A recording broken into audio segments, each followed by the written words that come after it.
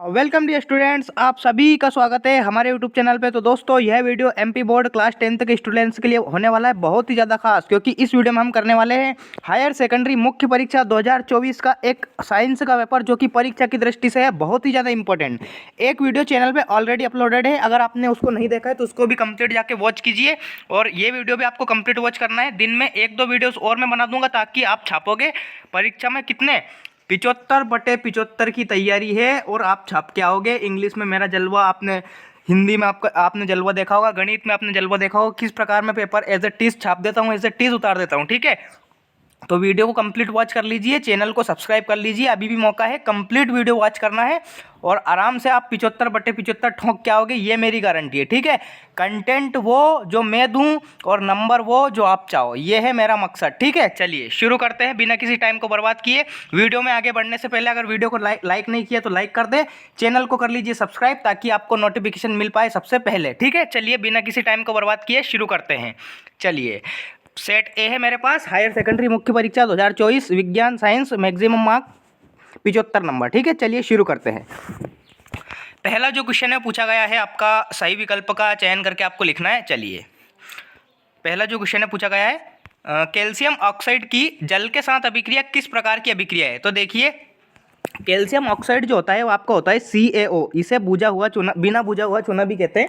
ठीक है, CaO की अगर जल के साथ, जल यानी कि H2O से अपन अभिक्रिया करा दें तो ये भयंकर ऊष्मा निकालता है। ठीक है, बिना बुझा हुआ चूना अगर उस पर पानी कूट दे, तो आपने देखा होगा घर पे भी, आप जब कभी आपकी घर पे सीमेंट वगैरह की वो पुताई होती है, चूना, तो वो बहुत ही ज़्यादा गर्म हो जाता है अगर उस पर पानी डाल देते हैं। ठीक है, बिना बुझा हुआ चूना तो गर्म हो जाता है, तो ये यानी कि ऊष्मा निकालता है। ठीक है, तो ऊष्मा छेपी इस क्वेश्चन का करेक्ट आंसर आ जाएगा। इससे क्या बनता है मैं आपको बता भी देता हूँ। इससे बनता है CaOH2, ये बनता है। ठीक है, कैल्शियम हाइड्रोक्साइड ये बनता है। ठीक है, तो CaO + H2O ये अपनी अभिक्रिया हो जाएगी, कौन सी, ऊष्मा छेपी अभिक्रिया हो जाएगी। बी ऑप्शन इस क्वेश्चन का करेक्ट आंसर आ जाएगा। ठीक है, ऊष्मा का, इसमें ऊष्मा निकलती है। चलिए, धातुओं द्वारा कौन सा गुण प्रदर्शित नहीं किया जाता। तो देखिए, धातु के द्वारा विद्युत चालकता बिल्कुल प्रदर्शित किया जाता है, तन्यता भी प्रदर्शित किया जाता है, आघात वर्धिता भी प्रदर्शित करती है। ठीक है, भंगुरता ये प्रदर्शित नहीं करती है।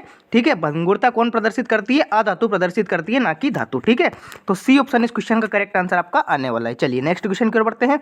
श्वसन की प्रक्रिया कैसी होती है। तो देखिए, श्वसन की जो प्रक्रिया होती है, अपचयन प्रक्रिया। ठीक है, अपचयन के साथ एक और नाम आप लिख लीजिए, ऐड कर लीजिए इसमें। अपचयन के साथ ये ऊष्मा छेपी अभिक्रिया भी होती है। ठीक है, अगर आपको ऑप्शन ये मिल जाए तो आप ये भी बिल्कुल करेक्ट कर सकते हैं। तो अपचयन प्लस ऊष्मा छेपी अभिक्रिया होती है श्वसन की प्रक्रिया। ठीक है, रेस्पिरेशन। चलिए, अमीबा में किस प्रकार का किस विधि के द्वारा जनन होता है। तो अमीबा में द्विखंडन, यानी कि सी ऑप्शन इस क्वेश्चन का करेक्ट आंसर आ जाएगा। ठीक है, अमीबा में किस विधि के द्वारा जनन होता है, तो द्विखंडन के द्वारा। चलिए नेक्स्ट जो क्वेश्चन है, समतल दर्पण की फोकस दूरी कितनी होती है। तो देखिए, जो समतल दर्पण है आपका इस प्रकार से होता है। ठीक है, इसमें प्रकाश की किरणें जैसे आती है वैसे ही रिटर्न लौट जाती है। ठीक है, तो ये इस पर फोकस होता ही नहीं है, तो इसकी फोकस दूरी हम मान लेते हैं अनंत। ठीक है, समतल दर्पण की फोकस दूरी होती है अनंत। ठीक है, साथ के साथ आप याद कर लीजिए कि अवतल दर्पण अगर हो, अवतल दर्पण ऐसा होता है। ठीक है, ये इसमें प्रकाश की किरण जाएगी, यहाँ पे आ जाएगी, यहाँ से जाएगी, यहाँ पे आ जाएगी। ठीक है, अब यहाँ से नापेंगे इसकी फोकस दूरी, तो अवतल दर्पण की फोकस दूरी होती है ऋणात्मक। ठीक है, और अगर पूछा जाए उत्तल दर्पण, तो देखिए उत्तल दर्पण इस प्रकार होता है, ये जाता है यहाँ से, ये इधर चला जाता है, ये जाता है यहाँ से इधर चला जाता है।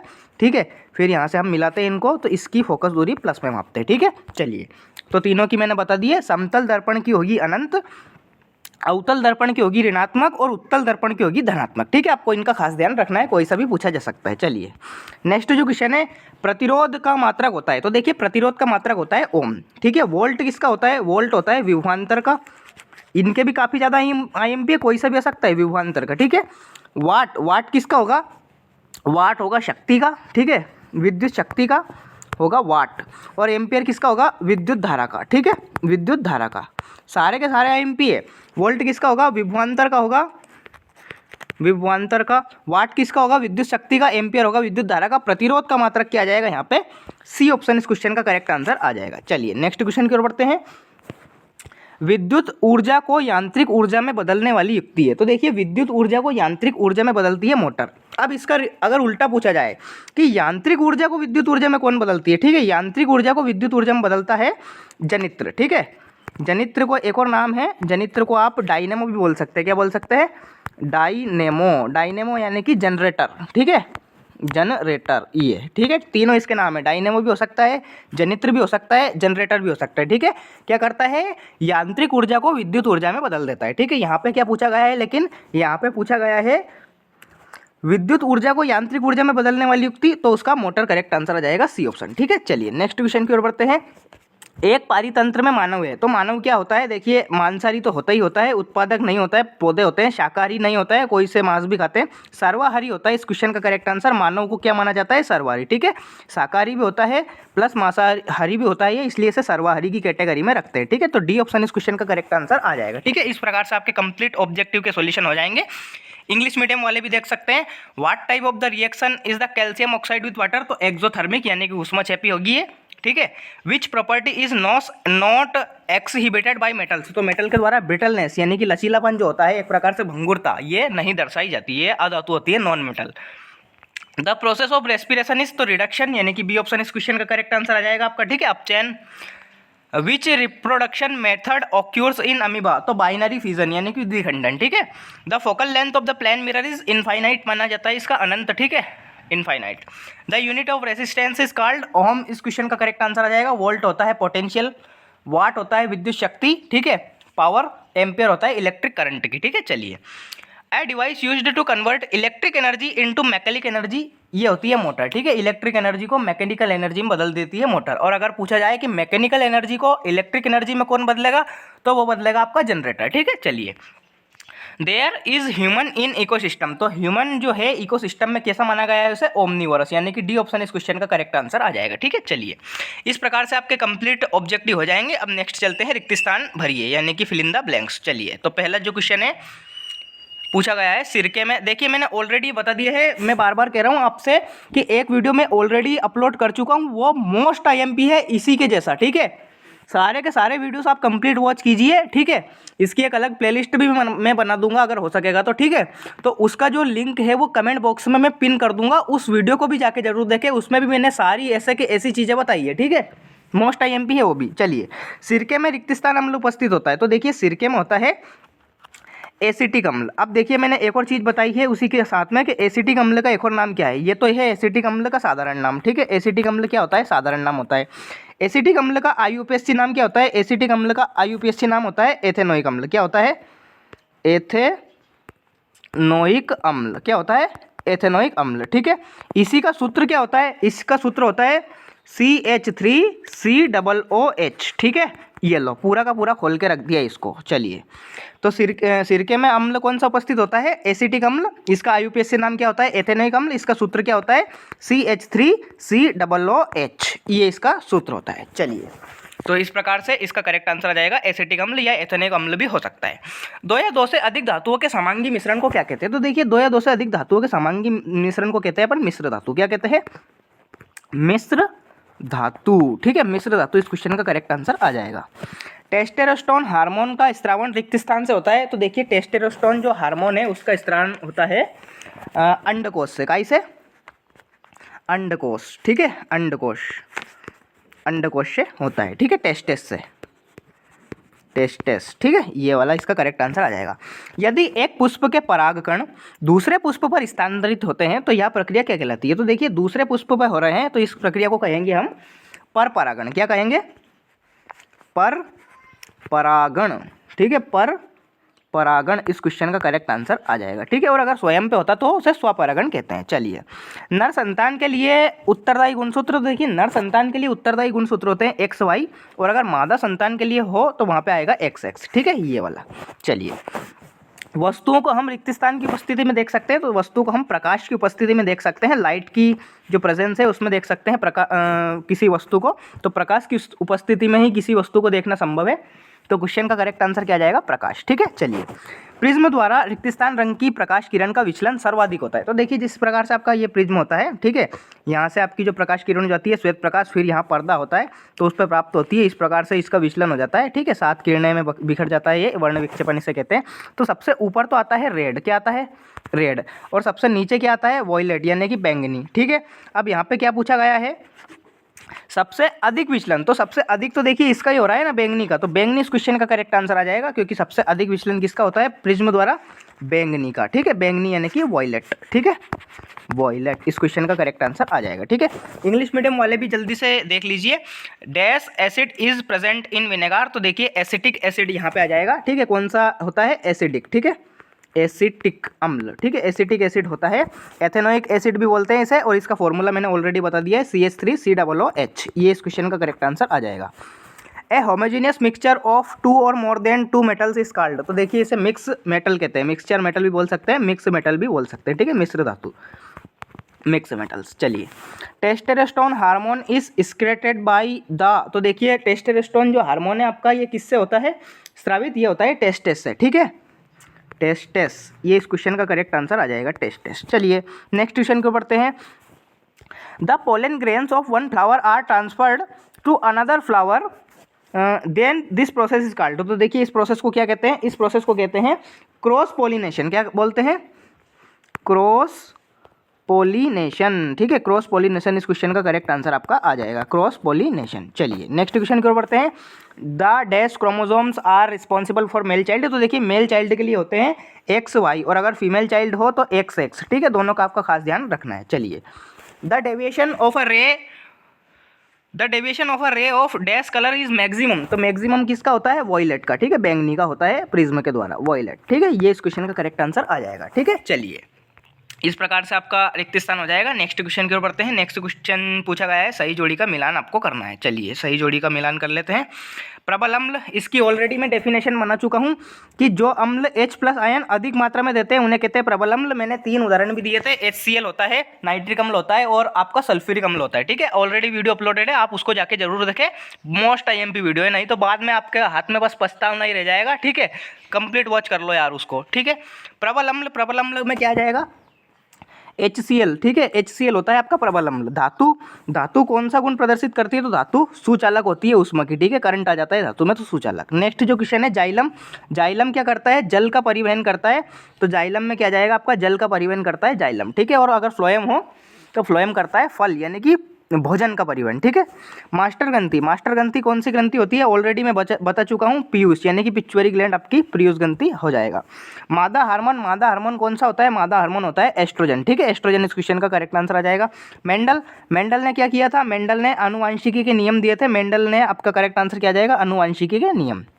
सरल रेखी पथ, प्रकाश की किरण जो होती है हमेशा सरल रेखी पथ में चलती है, एक स्ट्रेट लाइट में चलती है लाइट, ठीक है, तो इसलिए इसका क्या आ जाएगा, प्रकाश की किरण। विभवांतर का मात्रक क्या होता है, विभवांतर का मात्रक होता है वोल्ट। तो इस प्रकार से आपकी जोड़ी हो जाएगी, ठीक है। यहाँ पे इंग्लिश मीडियम वाले भी देख सकते हैं, स्ट्रॉन्ग एसिड तो यहाँ पे आ जाएगा आपका HCl। मेटल क्या होती है, गुड कंडक्टर होती है, ठीक है। जाइलम क्या करता है, वाटर का ट्रांसपोर्ट करता है। मास्टर ग्लैंड कौन सी होती है, पिट्यूटरी ग्लैंड होती है। फीमेल हार्मोन कौन सा हो जाएगा, एस्ट्रोजन हो जाएगा। Mendel laws of genetics, straight line path किसका होता है, लाइट का रे का, और पोटेंशियल डिफरेंस का यूनिट वोल्ट आ जाएगा, ठीक है। तो इस प्रकार से इंग्लिश मीडियम वालों के लिए मैंने बता दिया है। चलिए एक वाक्य में उत्तर लिखिए। सारे के सारे क्वेश्चन मोस्ट IMP है, यहीं से देखने को मिलेंगे, बार बार बोल रहा हूँ। अगर आपने वीडियोस कर लिए और 1-2 वीडियोस और डालूंगा दिन में, अगर आप 3-4 वीडियोस बस मेरे देख के जाएं तो 75/75 सीना ठोक के कहता हूँ मैं, आप जाओगे और फोड़ के आओगे, ठीक है। लेकिन शर्त यह है कि वीडियो कंप्लीट वॉच करके जाओ सारे के सारे। चलिए पहला जो क्वेश्चन है पूछा गया है, वे अभिक्रिया जिनमें अभिकारकों के बीच आयनों का आदान प्रदान होता है उन्हें कहते हैं। तो देखिए ऐसी अभिक्रिया है, ये कल भी मैंने ऑलरेडी वीडियो बना चुका हूँ, इसका बार बार नहीं बोलूँगा, उसको आप कंप्लीट जाके वॉच करो, सब उसमें मैंने बताया है। वे अभिक्रिया जिनमें अभिकारकों के बीच आयनों का आदान प्रदान होता है उन्हें कहते हैं द्विविस्थापन अभिक्रिया। कैसी अभिक्रिया, द्विविस्थापन अभिक्रिया, ठीक है। आयनों का आदान प्रदान होता है द्विविस्थापन अभिक्रिया में, ठीक है, ये वाला। इसे इंग्लिश में बोलते हैं अपन डबल डिस्प्लेसमेंट रिएक्शन, ठीक है, डबल डिस्प्लेसमेंट रिएक्शन, ठीक है। चलिए मस्तिष्क का कौन सा भाग सोचने, सूंघने, सुनने, देखने आदि के लिए विशिष्ट रहता है। तो देखिए मस्तिष्क का जो, देखिए मैं आपको बता देता हूँ, मस्तिष्क में पहली बात तो 3 भाग होते हैं। पहला कौन सा होता है, अग्र मस्तिष्क, दूसरा होता है मध्य मस्तिष्क, तीसरा होता है पश्चिम मस्तिष्क, ठीक है। इसके 3 भाग होते हैं। अब देखिए जो पहला भाग होता है आपका अग्र मस्तिष्क, अग्र जो मस्तिष्क है इसमें भी आपके 2 भाग होते हैं। पहला कौन सा होता है, पहला होता है इसमें प्रमस्तिष्क, ठीक है, मस्तिष्क, एक तो होता है प्रमस्तिष्क, दूसरा क्या होता है इसमें अग्र मस्तिष्क में ही दूसरा होता है हाइपोथैलेमस। क्या होता है? हाइपोथैलेमस। ठीक है, अब दो होते हैं। तो ये जो अग्र मस्तिष्क है इसका जो प्रमस्तिष्क होता है यही जो है ये सोचने, सुनने, सूंघने, देखने आदि के लिए विशिष्ट रहता है। तो या तो आप लिख सकते हैं अग्र मस्तिष्क, ठीक है, इसमें आप लिख सकते हैं फोर ब्रेन, इंग्लिश में फोर ब्रेन बोलते हैं अग्र मस्तिष्क को, ठीक है, अग्र मस्तिष्क ये आप लिख सकते हैं, या फिर आप प्रमस्तिष्क लिख सकते हैं क्योंकि अग्र मस्तिष्क का ही भाग है प्रमस्तिष्क। ठीक है, तो अग्र मस्तिष्क ये इस क्वेश्चन का करेक्ट आंसर आ जाएगा, मस्तिष्क। ठीक है, अग्र मस्तिष्क इस क्वेश्चन का करेक्ट आंसर आ जाएगा, फोर ब्रेन। चलिए नेक्स्ट जो क्वेश्चन है, भ्रूण को पोषण कहाँ से मिलता है? तो भ्रूण को पोषण मिलता है माँ के रुधिर से, यानी कि रक्त से, माँ के रुधिर से। रुधिर का मतलब रक्त होता है, माँ के रुधिर से। ठीक है, विज्ञान की भाषा में रक्त को रुधिर बोलते हैं। ठीक है, फ्रॉम ब्लड ऑफ मदर ऐसा आप बोल सकते हैं। ठीक है, ब्लड ऑफ मदर ये आप बोल सकते हैं। ठीक है, ये इस क्वेश्चन का करेक्ट आंसर आ जाएगा। नेक्स्ट जो क्वेश्चन है, जिस लेंस की फोकस दूरी 1 मीटर होगी उसकी क्षमता कितनी होगी? तो देखिए मैंने ऑलरेडी बताया है आपको कि पावर जो होती है वो होती है 1/f, यानी कि फोकस दूरी के व्युत्क्रम को ही लेंस की क्षमता कहते हैं। इसका मात्रक डायोप्टर होता है। ठीक है, अब फोकस दूरी यहाँ पे 1 मीटर दे रखी है तो f की जगह 1 रखेंगे तो p बराबर भी क्या हो जाएगा? 1। तो जिस लेंस की फोकस दूरी 1 मीटर होगी उसकी क्षमता कितनी होगी? उसकी क्षमता होगी 1 डायोप्टर। क्या होगी? 1 डायोप्टर। ठीक है, चलिए नेक्स्ट जो क्वेश्चन है, क्या कारण है कि खतरे के सिग्नल या प्रकाश लाल रंग का होता है? तो देखिए जो प्रकाश का प्रकीर्णन होता है आपका, प्रकीर्णन वही कारण होता है। ठीक है, प्रकीर्णन। ठीक है, क्योंकि प्रकाश की जो तरंग दैर्ध्य है वो सबसे कम होती है, इसलिए इसकी प्रकीर्णन की तीव्रता सर्वाधिक होती है ताकि ये दूर से ही हमें दिख जाए। ठीक है, चलिए एक उदाहरण इसका ये भी आता है कि सूर्योदय और सूर्यास्त के समय सूर्य लाल रंग का क्यों दिखाई देता है? तो यह भी वही कारण है कि प्रकाश का प्रकीर्णन के कारण। ठीक है, चलिए एक अश्व शक्ति में कितने वाट होते हैं? तो एक अश्व शक्ति में आपके 746 वाट होते हैं, आपको याद रखना है। ठीक है, कितने? 746 वाट। ठीक है, इन 1 हॉर्स पावर, एक अश्व शक्ति में 746 वाट होते हैं। चलिए नेक्स्ट जो क्वेश्चन है, विद्युत परिपथों की लघुपतन तथा अतिभारण के कारण होने वाली सुरक्षा की सबसे महत्वपूर्ण युक्ति क्या है? तो ये आपका करेक्ट आंसर आ जाएगा इसमें फ्यूज तार। क्या आ जाएगा? फ्यूज तार। ठीक है, फ्यूज तार यानी कि फ्यूज वायर, फ्यूज वायर। ठीक है, ये इस क्वेश्चन का करेक्ट आंसर आ जाएगा। ठीक है, इंग्लिश मीडियम वालों भी देख लीजिए, the reactions in which there is an exchange of ions between the reactants is called. तो इसमें आ जाएगा डबल डिस्प्लेसमेंट रिएक्शन। ठीक है, द्विविस्थापन अभिक्रिया। Which part of the brain is specialized in thinking? तो आपका जाएगा फोर ब्रेन। ठीक है, अग्र मस्तिष्क, फोर ब्रेन इस क्वेश्चन का करेक्ट आंसर आ जाएगा। From where does embryo get nutrition? तो from the blood of mother, ये आप लिख सकते हैं। What will the power of the lens whose focal length is 1 metre? तो 1 डायोप्टर इस क्वेश्चन का करेक्ट आंसर आ जाएगा। ठीक है, मैंने आपको बताया है 1 डायोप्टर। ठीक है, नेक्स्ट जो क्वेश्चन है, what is the reason that danger signal? तो प्रकाश का प्रकीर्णन इसमें आ जाएगा। How many watts are there in 1 horsepower? तो 746 वाट होते हैं आपके 1 हॉर्स पावर में। ठीक है, 1 HP बराबर 746 watt. The most important device for protection? तो इसमें आ जाएगा आपका फ्यूज वायर। क्या आ जाएगा? फ्यूज वायर यानी कि फ्यूज तार। चलिए, तो इस प्रकार से आपके कंप्लीट ऑब्जेक्टिव सॉल्यूशंस हो जाएंगे। आशा करता हूँ आपको समझ में आ गए होंगे। ठीक है, नहीं आए तो आप कमेंट बॉक्स में ज़रूर बता सकते हैं ताकि मैं आपको वहीं पे उसका एक्सप्लेनेशन दे दूंगा। चलिए यहाँ पे क्वेश्चन आंसर्स आप देख सकते हैं। संचारण किसे कहते हैं? उदाहरण सहित समझाइए। तो देखिए संचारण आपको पता है, लोहे पर जंग लगने की क्रिया को ही संचारण कहते हैं। ठीक है, इसका एग्जाम्पल आप लिख सकते हैं कि बारिश के दिनों में जो लोहा होता है वो नमी और ऑक्सीजन के संपर्क में आने से उस पर जंग लग जाती है। ठीक है, ऐसा आप लिख सकते हैं। निम्नलिखित समीकरण को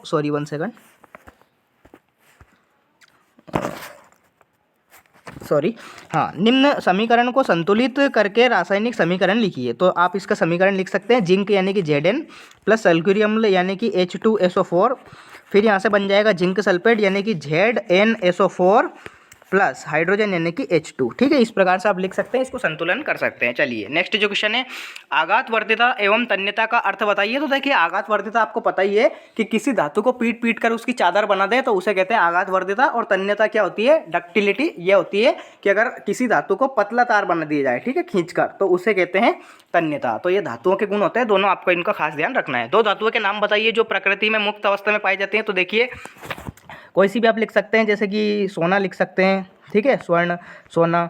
चांदी लिख सकते हैं, चांदी भी बिल्कुल मुक्त अवस्था में होती है। ठीक है, और आप लिख सकते हैं प्लेटिनम, प्लेटिनम भी मुक्त अवस्था में होता है, ठीक है, प्लेटिनम, गोल्ड, सिल्वर, प्लेटिनम ये आप लिख सकते हैं, ठीक है। चलिए नेक्स्ट क्वेश्चन की ओर बढ़ते हैं। संतृप्त एवं असंतृप्त हाइड्रोकार्बन का केवल एक एक उदाहरण दीजिए। बिल्कुल इजी क्वेश्चन है। Write an example of each saturated and unsaturated carbon compound. तो देखिए जो आपके संतृप्त हाइड्रोकार्बन होते हैं इनमें हाइड्रोजन तथा कार्बन के बीच है ना सिंगल बॉन्ड पाया जाता है। कैसा बॉन्ड? सिंगल। कार्बन कार्बन के मध्य सिंगल बॉन्ड आता है।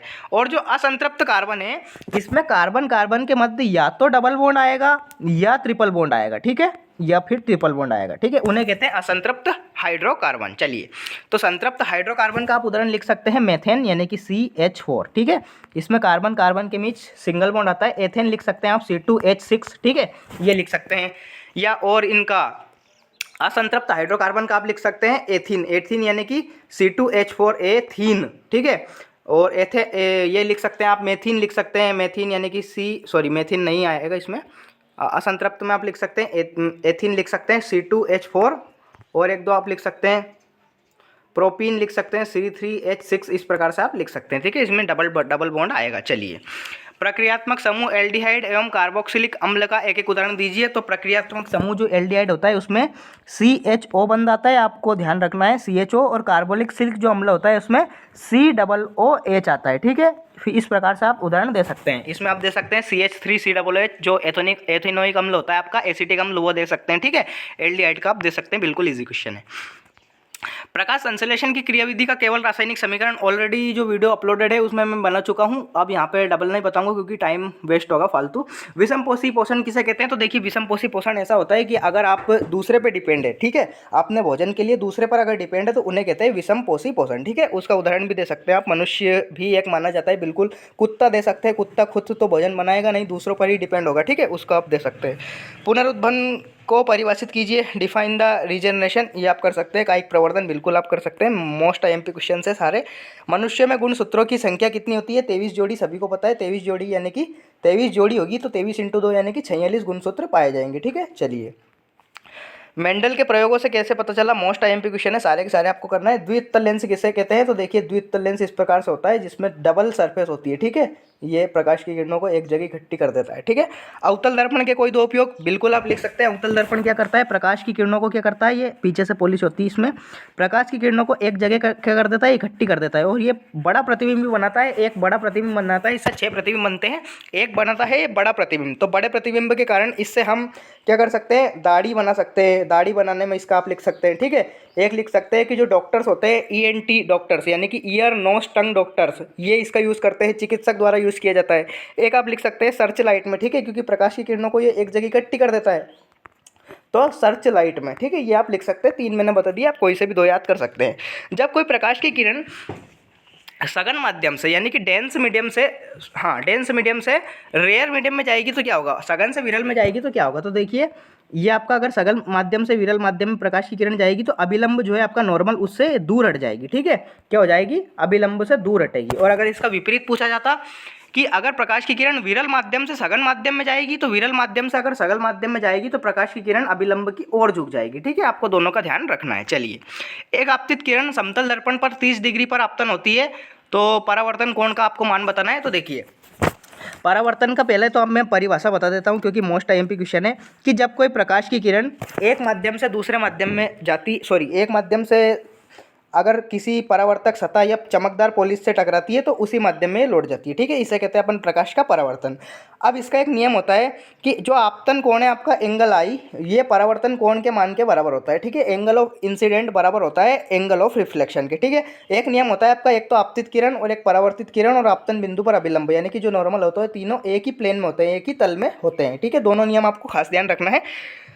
अब पहला जो नियम है, आपतन कोण का मान सदैव परावर्तन कोण के बराबर होता है, तो एंगल आई बराबर क्या होता है, एंगल आर। तो यहाँ पे समतल दर्पण पर 30 डिग्री पर आपतन कोण बना है तो परावर्तन कोण का मान क्या हो जाएगा, तो क्यों आई बराबर आर रहता है तो 30 डिग्री हो जाएगा इसका परावर्तन कोण का मान, ठीक है, ये 30 डिग्री आंसर। बहुत ईजी क्वेश्चन है, ठीक है। विद्युत धारा को परिभाषित कीजिए, इसका ऐसा ही मात्रक लिख सकते हैं आप, बिल्कुल। आवेश प्रवाह की दर को क्या कहते हैं, विद्युत धारा कहते हैं, ठीक है। आई बराबर Q/T आता है, Q मतलब आवेश होता है, T मतलब समय होता है, ठीक है। आवेश का मात्रक कूलाम होता है, कूलाम बटे समय भी इसका मात्रक हो सकता है, आई का डायरेक्ट भी मात्रक होता है एम्पियर, ठीक है। चलिए विद्युत संचरण के लिए प्रायः किन 2 धातुओं का उपयोग किया जाता है? तो देखिए मैं आपको बता देता हूँ, एक तो होती है आपकी कॉपर, ठीक है, कॉपर, और दूसरा होता है आपका एल्यूमिनियम। कौन सी? एल्यूमिनियम। अब देखिए इन दोनों का यूज़ क्यों किया जाता है मैं आपको बता देता हूँ। एल्यूमिनियम, ठीक है, ट्रांसमिशन ऑफ एनर्जी इलेक्ट्रिसिटी के लिए कॉपर और एल्यूमिनियम के वायर्स का प्रयोग किया जाता है, क्योंकि इनका जो रेसिस्टेंस होता है यानी कि इनका जो प्रतिरोध होता है वो कम होता है। अब प्रतिरोध कम होगा तो करंट अपने को ज़्यादा आ जाएगा, तो इसलिए इनका क्या उपयोग होता है, कॉपर और एल्यूमिनियम का उपयोग विद्युत संचरण के लिए इनका उपयोग किया जाता है। मोस्ट आईएमपी क्वेश्चन है, ध्यान रखना है, बिल्कुल ईजी है। विद्युत चुंबकीय प्रेरण की परिभाषित कीजिए, बिल्कुल आईएमपी क्वेश्चन है। देखिए विद्युत चुंबकीय जो प्रेरण होता है वो क्या होता है कि जब कोई एक चुंबक होती है, ठीक है, आपके चुंबक आपने देखी होगी, छड़ चुंबक इसे बोलते हैं, एनएस ध्रुव होता है, कि जब एक चुंबक किसी कुंडली के मध्य आती है, कुंडली के मध्य सापेक्षिक गति होती है, इन दोनों के बीच गति होती है, तो क्या होता है, इस जो कुंडली है इसमें प्रेरित धारा उत्पन्न हो जाती है, ठीक है, प्रेरित धारा। इस घटना को ही क्या कहते हैं, इस घटना को कहते हैं अपन विद्युत चुंबकीय प्रेरण, ठीक है। इसकी खोज की थी फेराडे ने, आपको इसका खास ध्यान रखना है, विद्युत चुंबकीय प्रेरण, ठीक है।